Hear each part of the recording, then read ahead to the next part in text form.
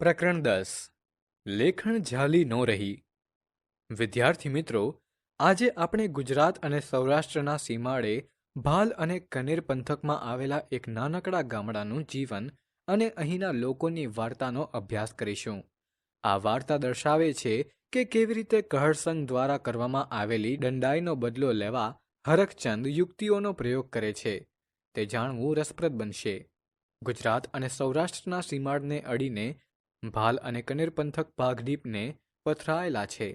કુદરતની અમિદ્રષ્ટિ ઓછી હોવાને કારણે એના માટે આદિકાળથી એક કહેવત કહેવાતી આવી છે, કપાળમાં ઉગે વાડ તો ભાલમાં ઉગે ઝાડ. આવી ઝાડપાન વિનાની વેરાન ધરતીને માથે કબૂતરના માળા જેવું નાનું એવું ગામડું ગામ છે. ગામમાં રાજપૂત, દરબાર, કણબી, ભરવાડ અને વસવાયા વર્ણના 501 ખોરડા છે. 2 ખોરડા વાણિયા અને બ્રાહ્મણના છે. ઉનાળો ધરતી પરથી ઉચાડા ભરવા માંડે, ચોમાસાના પગરણ મંડાય અને ભારે વરસાદ તથા વીજળીથી ગાડા મારક બંધ થઈ જાય છે. મૌર્ય ગામના ખેડૂતો તાલુકા મથકે હટાણું કરવા જતા અને 3-4 મહિના ચાલે એટલી જીવન જરૂરિયાતની, ખેતીની અને ઘર વપરાશની સટરપટર ચીજ જણસોની ખરીદી કરી ઘરમાં સંગ્રહી રાખતા. એ સમયની વાત છે. મહેનત મજૂરી કરી 2 પાંદડે થયેલા કહરસંગ ગાડું જોડીને ધંધુકે હટાણું કરવા ગયા છે. સુલેમાન ઘાંચીની ઘાણીએથી 2-3 ડબ્બા તલના તેલના, મોદીની દુકાનેથી દેશી ગોળની ભેલીયું, દાળ, ચોખા, મીઠું, મરચાં, લસણ, ડુંગળી અને બટેટાના કોથળાને બીજું આઘું પાછું ખરીદી કરી ગાડામાં મૂક્યું. રાંધવાનો ભરડો દઈને ગાડું ગામના માર્ગે વહેતું કર્યું. ત્યાં 2 મણ કપાસિયાનો કોથળો માથે મૂકીને પવનના વંટોળિયાની જેમ વહ્યા આવતા હરખચંદ શેઠે સાદ દીધો. એ કહરસંગ ભાઈ, ઘડી 7 બળદિયાને તાણી જાલો ને, આ કપાસિયાનું બચકું ઘર લગી લેતા જાઓ ને. હરખચંદ શેઠ, બળદિયાના ગજા ઉપરાંતનો ભાર આજ ગાડામાં ભર્યો છે. ઈમાં તમારો કપાસિયાનો કોથળો ક્યાંથી હાલશે?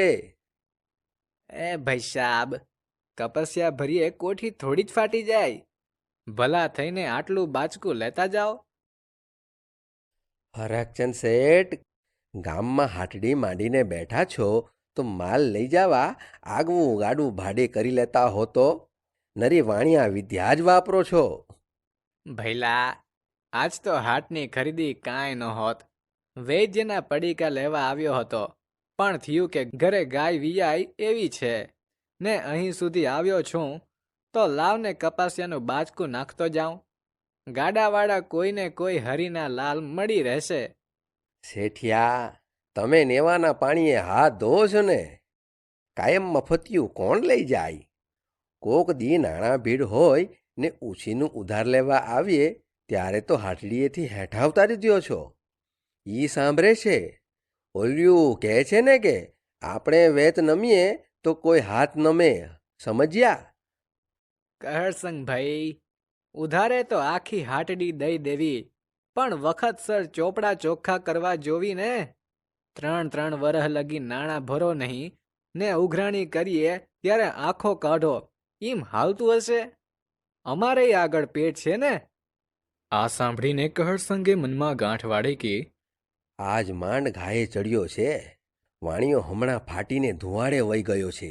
ગામમાં કોઈનીએ શરમ ભરતો નથી. આજ ઈને ધોળે દાડે તારા ન બતાડું તો મારું નામ કહરસંગ નહીં. ગાડા ઢુકડો આવીને હરખચંદ વાણિયો ગાડામાં કોથળો નાખવા જાય છે ત્યાં તો બળદોને ડચકારો કરી કહરસંગે ગાડું હાંકી મૂક્યું. મૌર્ય ગાડુને વાહે હરખચંદ શેઠ બજાર સોંસરવા થઈને છેક ગામની ભગોળે આવ્યા.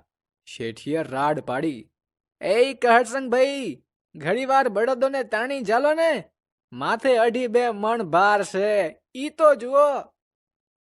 શું કરું શેઠ? આ સંધિયા બળદિયા બહુ પાણીયાળા છે. ઘર ભણી વહેતા થયા પછી તાણી ઝાલ્યા રહેતા નથી. એમ કહેતા કહરસંગે ગામ ભણી ગાડું હાંકી મૂક્યું. હરખચંદ શેઠ ઢીલા પગે ને વિલા મોઢે કરામતી કહરસંગના ગાડાને જતું જોઈ રહ્યા. બળદ તાણી ઝાલ્યા રહેતા નથી ઈ વેણ ચતુર વાણિયાના મનમાં ક્યાંય સુધી ઘુમરીઓ લઈ રહ્યા. એમને ભીંત સોસરવું સૂજ્યું કે કહર સંગે નરાતાર દાંડાઈ કરી છે, પછી એમનાથી બબડી જવાયું. માડા રજપૂતે કરી છે ને કાંઈ? કપસ્યાનો કોથળો માથે લઈને હરકચંદ ભાંગેલ પગે બજારમાં પાછા ગયા. આ વાતને માથે થઈને વર્ષેકના વહાણા વાઈ ગયા, પણ મદારીના કરંડિયામાં સાપ જેમ ગૂંચડું વળીને પડ્યો રહે એમ આ વાત એમના લમણામાં રહી ગઈ. એવામાં કુદરતને કરવું તે કહરસંગના બાપુ ગુજરી ગયા. ગામમાં કોઈ ભણેલું ન મળે. કોઈનો કાગળ આવ્યો હોય તો હરકચંદની હાટે વંચાવા જવું પડતું. ઉજ્જડ ગામમાં એરંડો પ્રધાન, ગામ આખું અંગૂઠા છાપ, એટલે હરકચંદનો ભાવ પૂછાય. કોઈના દસ્તાવેજ લખવા હોય, ખાતું પાડવું હોય, કે સારા ભલા અવસરે કંકોત્રી લખવી હોય, કે માઠા પ્રસંગે કાગળ લખવા હોય, તો હરકચંદ શરમના માર્યા કામ કરી દેતા. કહર સંગે હરકચંદ શેઠને બે હાથ જોડીને કાળોતરી લખવા બોલાવ્યા. શેઠને મનમાં થયું કે તે દી તો બાપુના બળદિયા તાણી ઝાલ્યા રહેતા નહોતા ને આજ મેલાના કાગળ લખવા બોલાવે છે. ઠીક લાગમાં આવ્યા છે. આજીને ભાલીએ ન ભરાવી દઉં તો મારું નામ હરકચંદ નહીં. આમ વિચારીને શેઠ કાગળ લખવા બેઠા. કહર સંગે એમના બાપુનું કારજ પાંચમનું રાખેલું. શેઠિયાએ થોડા કાગળ પાંચમના, થોડા છઠના, થોડા સાતમ, આઠમ અને નોમના તથા થોડા દસમ, 11ની તિથિના લખીને જાવા દીધા. પછી તો ભાઈ એક દિવસનું કારજ હતું, ઈ લગાતાર 7 દિવસ ચાલ્યું. ઓલ્યા જાય ને ઓલ્યા આવે, ઓલ્યા જાય ને ઓલ્યા આવે. કહરસંગના કુટુંબવાળા સંધાઈ વિચારમાં પડી ગયા કે માળું આ ચેમનું વેતરાણું છે? અલ્યા, મેલાના કાગળ કોની પાસે લખાવ્યા તા?